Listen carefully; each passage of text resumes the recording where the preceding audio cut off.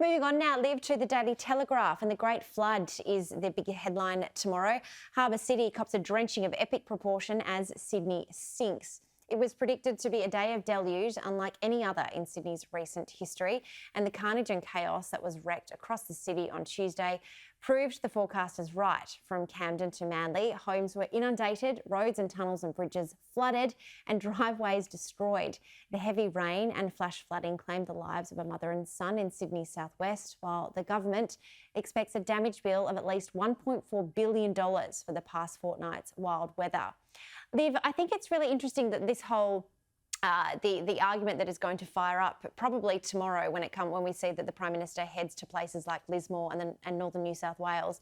I kind of get this sense at this point in time that all I can imagine is that meme of all the Spider-Mans pointing at each other, blaming each other. And I think that's what's happening here with the Prime Minister, with the federal government and the state government not agreeing to how they're going to handle this in an efficient way. I think you're absolutely right, and we saw that with the bushfires too. Yeah.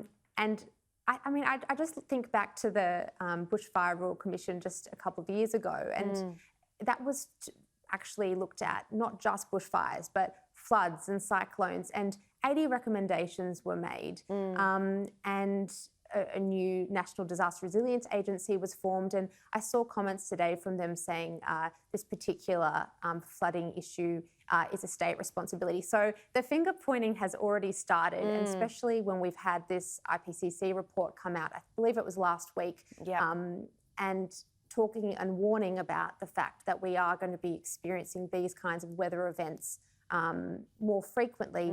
I do think we need to develop a new kind of protocol, because it's not good enough that these victims of flood-affected victims are saying that they're not getting the help that they need.